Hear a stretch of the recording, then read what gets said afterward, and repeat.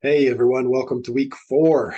Uh, so this video is actually two videos that I've connected. So in this brief portion, yeah, you'll see that my appearance shifts to the previous video, but I wanted to share a few discussion board reactions. You know, addressing culture is often a challenge internally, and then just kind of how to navigate the conversation with each other, especially in a discussion board. So, I think there was a lot of complexity that was surfacing this last week, but thanks for engaging. I think that was an important first step. And I imagine some of you may have been holding back a little bit or feeling out the space. Is this safe? Can I be fully honest? Can I share, my inner challenges?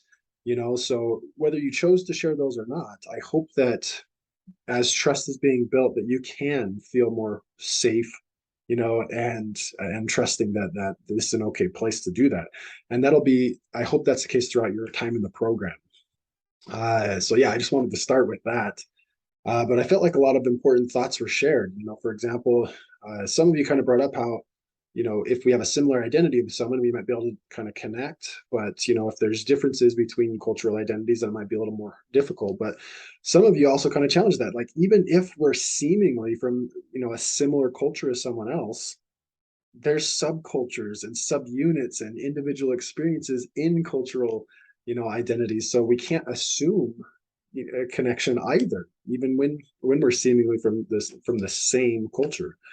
So I think that just speaks to the complexity once again of our role as a counselor to not make assumptions, to really just honor the individual in front of us as well as the cultural, influences in front of us. uh, so I think the task of a counselor is a hard task at times, oftentimes. Can we create a climate, an environment where clients can feel safe and respected? I think that's the kind of the core root, at least, of, being culturally competent is. And once again, cultural competence isn't a destination, it's a process. But, creating that climate uh, is going to be an ever important endeavor and task to take upon yourself as a counselor, uh, because it'll be challenging. Some of you mentioned, that we can model that acceptance, we can model that climate through the symbols we have in the room, through the objects we have in the room, so that can kind of communicate about the safety and the respect, which is really important. And then sometimes our specific interventions, our broaching, how we choose to sensitively address issues of culture, and how we can also honor the client, to kind of take the lead in choosing to what degree they want to explore their culture. uh, so yeah, that a lot of this, gets into a lot of details, and it's important to be thoughtful in this area.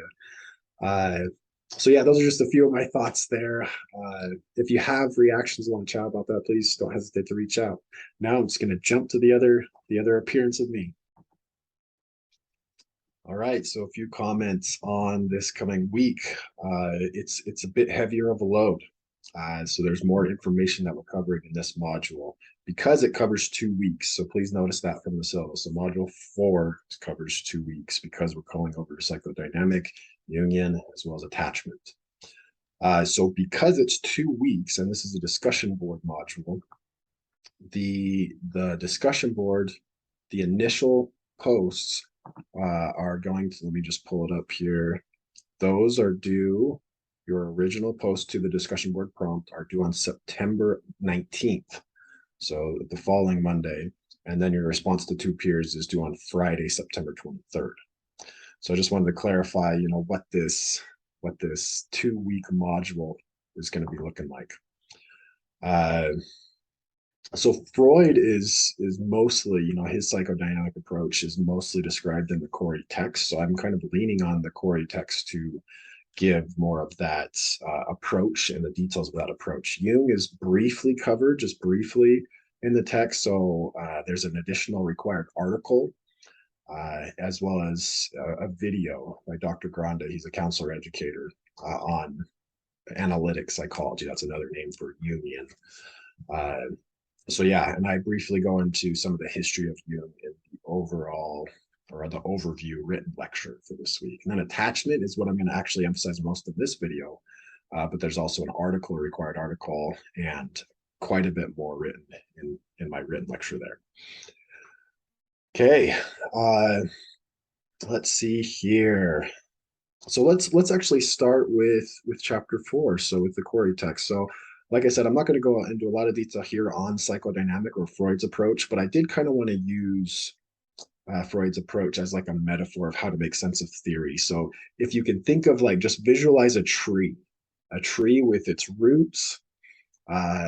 Actually, I'm going to try something different.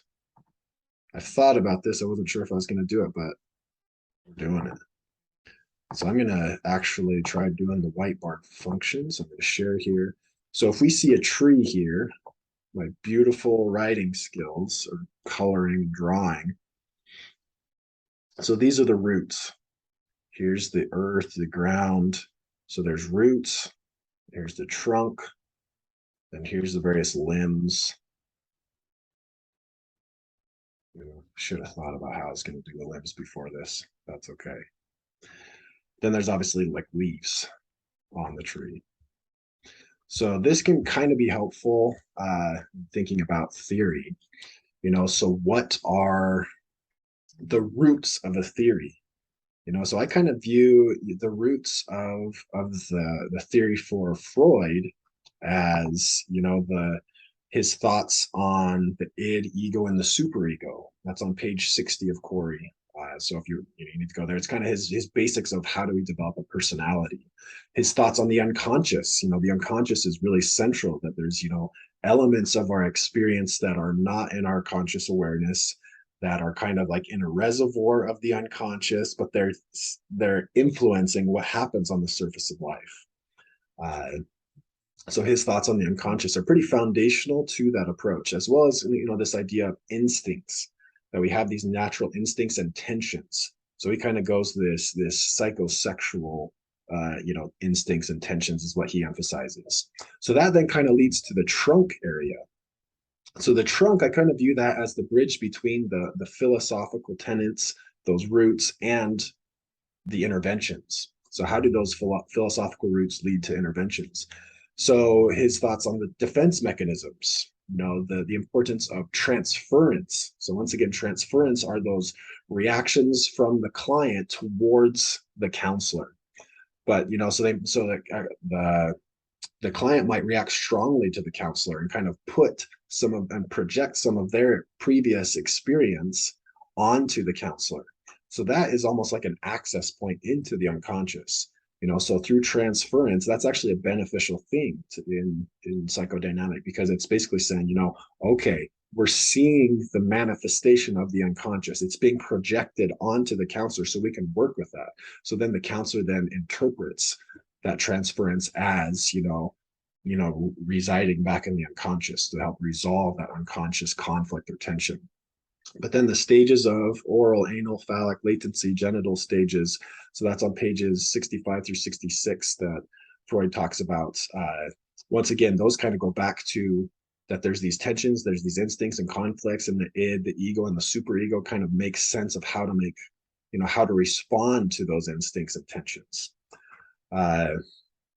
So that's the trunk. So some of the interventions, the branches here for psychodynamic would be free association. So just, encouraging the client to free associate, say whatever comes to mind without any reservation, without holding back, just saying whatever. Because once again, that's the hope, is that the unconscious will come out through, that free association. But then the counselor can interpret elements of the free association to kind of help the client resolve some of those unconscious conflicts. Dream analysis, the idea of dream analysis is that the unconscious is trying to speak out, it's trying to come out through dreams. So those are just a few thoughts on, how the core ideas of the id, those basic urges that are then kind of tamed by the ego and kind of, modulated by the ego. But then the superego is that kind of, strong, moral compass, but then it's often like leading to this perfectionistic and this kind of self-shaming approach. So the ego is kind of making sense of all that, but that comes out, through the idea, defense mechanisms protect you from that. Transference is a way that that comes out, etc. So I don't know if that's helpful, but just something to think about, that this tree metaphor, that sometimes that could be helpful in making sense of other theories of like, what are these philosophical roots? But then what's, kind of the way that the theory bridges to the interventions. So it helps you understand, okay, these interventions aren't just random words. They're leading back to a philosophy. They're leading back to a theory that has some deep roots of why those specific interventions are important. If that's helpful to you, you can frame it from that, but I wanted to give an example of that. All right. So I'll stop there with Freud. I wanted to go a little bit into Jungian, not too much time, but the article on, Jungian and the spirit, so his approach can be very spiritual. It can have that element to it. So it's a deep and dense article that's posted. That's a required article, but I wanted to require it because it allows you to kind of get into that Jungian space. I imagine some of you will really kind of resonate with it and you'll just be like, yes, this is deep and I'm soaking it in and I like it. Others will be like, what the heck is Jung talking about? That's okay. That's like a way of, you just kind of giving it a shot to get into a little more depth with Jung to see if that's, a theory that resonates with you. But yeah, I felt like, the spirit and this topic of spirit in Jungian isn't necessarily the central characteristic of his approach, but I think the article uses like this spirit topic to address the collective unconscious, the personal unconscious, to address archetypes, and even just types, psychological types. So for example, in the article, it talks about the spirit of our time versus the spirit of the depths. So the spirit of the depths is kind of referencing back to that collective unconscious, so the collective unconscious being that larger shared collective human tapestry that's inside all of us. But that's like Jung's style of the unconscious. Obviously the collective unconscious, so it's this shared human history and story, and then archetypes are in that collective unconscious, so it could be the nurturing parent is an archetype, the warrior, the superhero. That's actually addressed in the role play video that's demonstrating Jungian. The Joker, the shadow, the persona, so there's basically this idea of, that we have these archetypes that are basically the manifestations of this collective shared, inner experience throughout generations.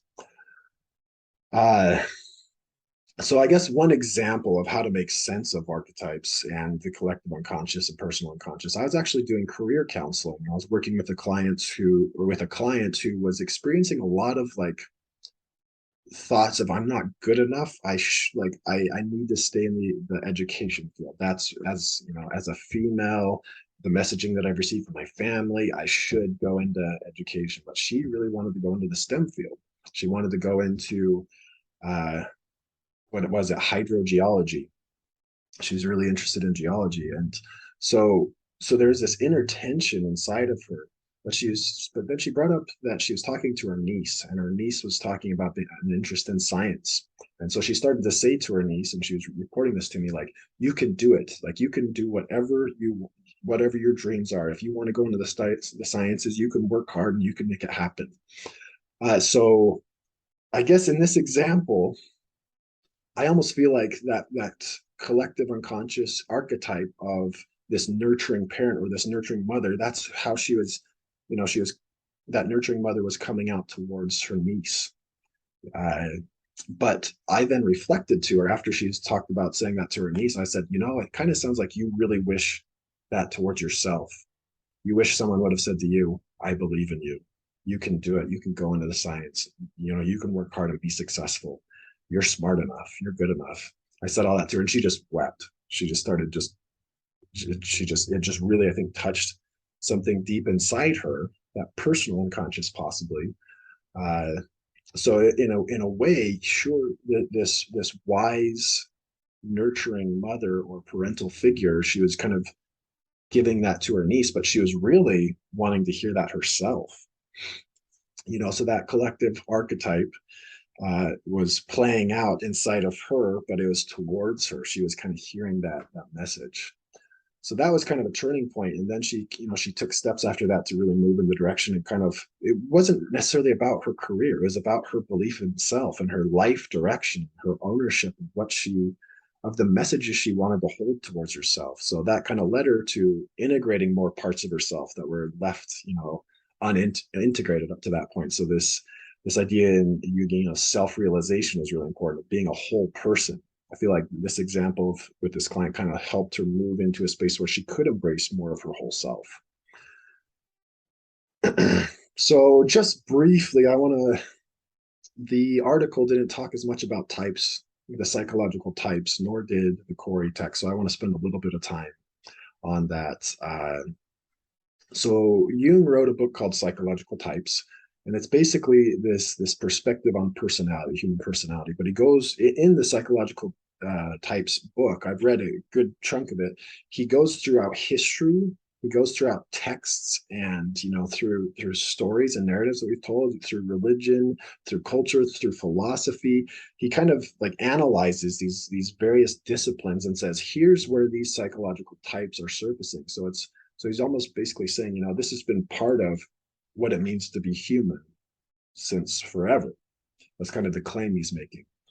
So I'm sure, all of you or most of you have heard of this idea of introversion and extroversion. Jung developed these ideas of, introversion and extroversion. So obviously that introversion has to do with, where do we get our energy?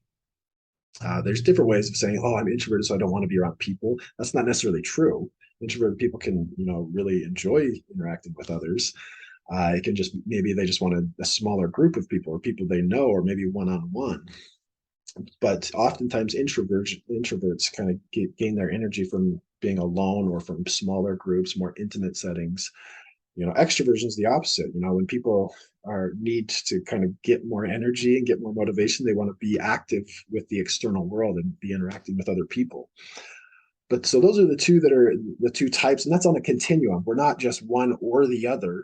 We have elements of both, but maybe a preference towards one.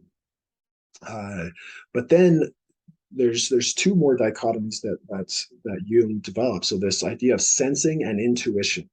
So this kind of has to do with how do people take in and make sense of information or stimuli from the world. So sensing, it's like using the five senses. So, using sight, touch, smell, etc., to bring in information. So it's almost like people who are high on sensing will take in information kind of objectively. They're kind of focused on the practical facts of the information. That's kind of what they emphasize. So kind of what is known is what is emphasized. People on the intuition side are people who take in information, sure, through the senses, but then it's almost like they have this sixth sense.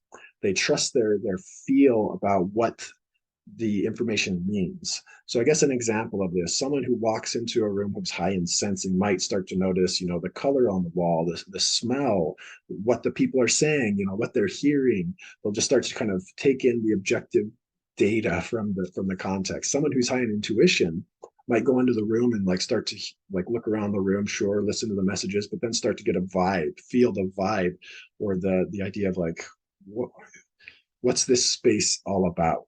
Is it a safe place? Is it, can I trust the people here? So they start to kind of get into this more intuitive space of what it means to be in that situation.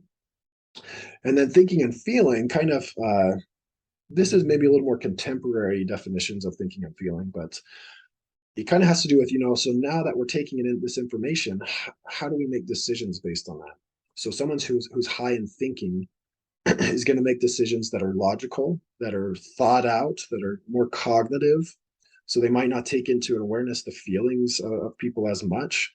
But someone who's really high on the feeling will focus on values and on the worth of everyone in their decision making process. So, for example, if I guess this is the one that I often use in a career development class that I've taught, is if a manager has to fire someone and they're high in the thinking, it'll probably be like, okay, here's your job duties, you're not meeting them, doesn't make sense for us to keep you on because you're not meeting the requirements of the job, so you're fired. Someone who's high in the feeling, who's the manager and is going to fire, they might be thinking about, okay, team morale is suffering. maybe this person isn't getting along with others. It's hard to engage with this person, where we try to give them feedback, but then they're closed to it. So they're focused on the relational dynamic.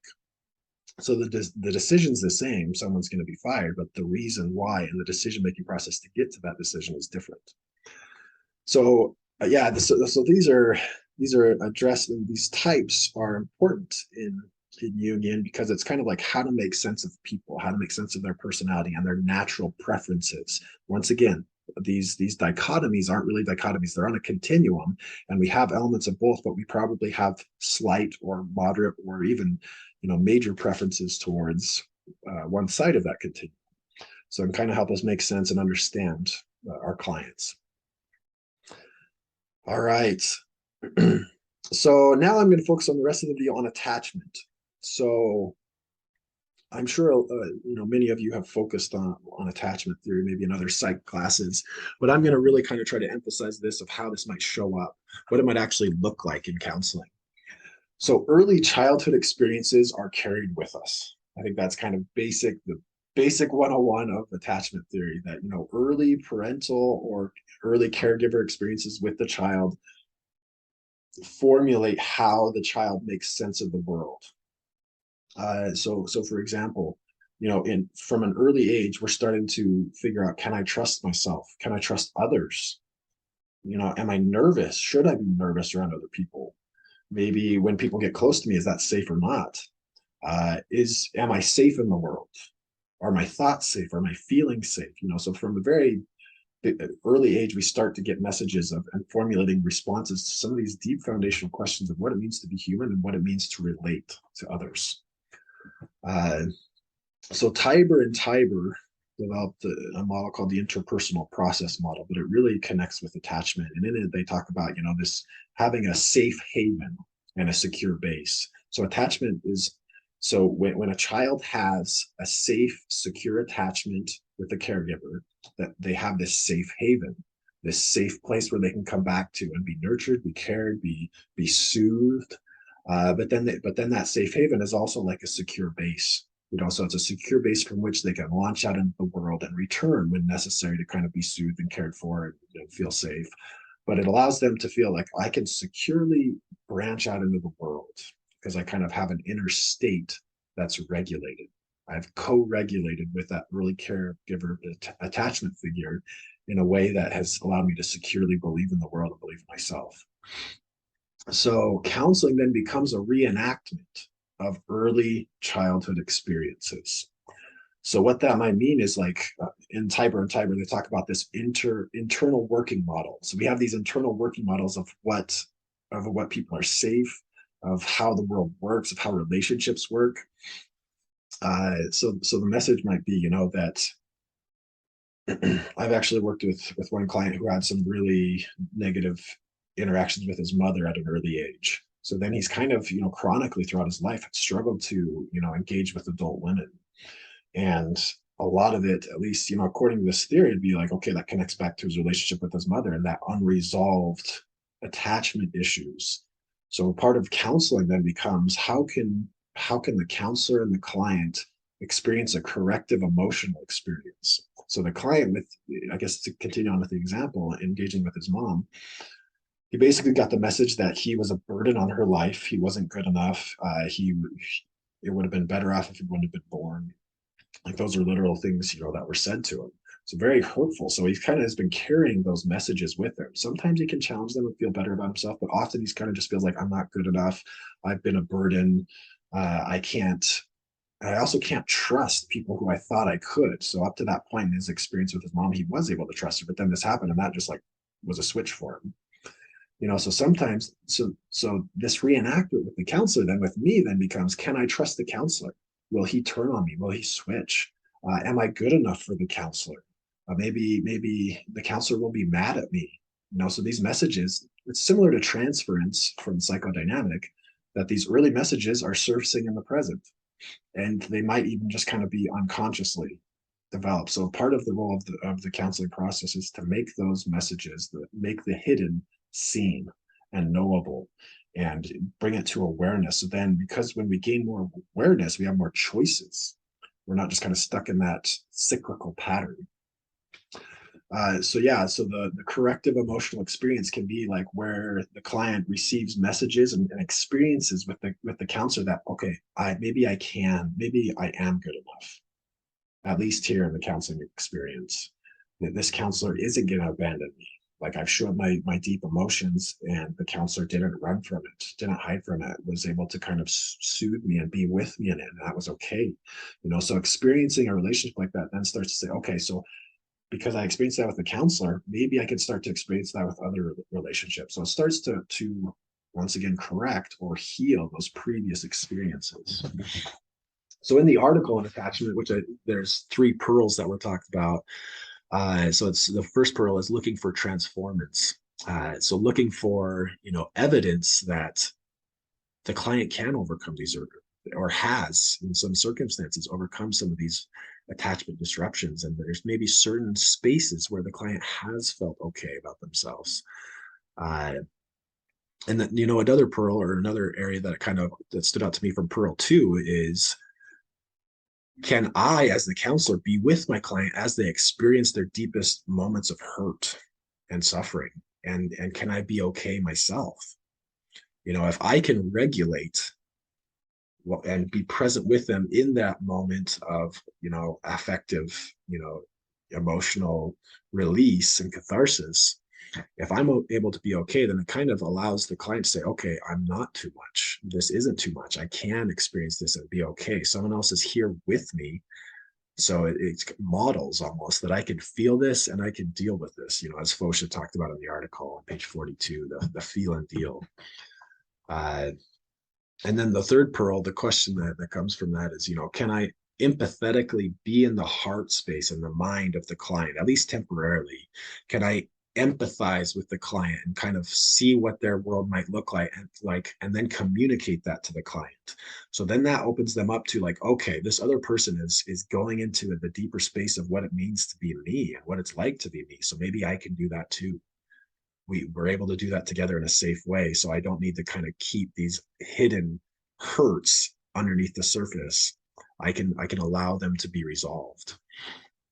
So I think the core of the article on page 53, there's an example of a client, named Sally, that says the sharing of emotional experiences to deepen intimacy and solve problems.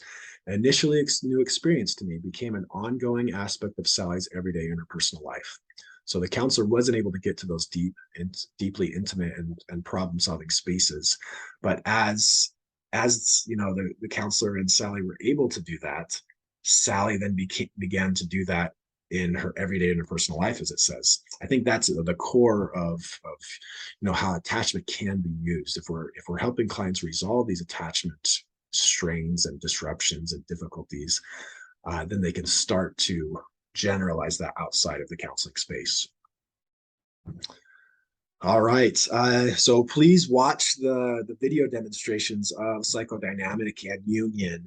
There's two counseling demonstrations of what these could look like. So in the psychodynamic, they go into depth on the dream analysis and interpretation.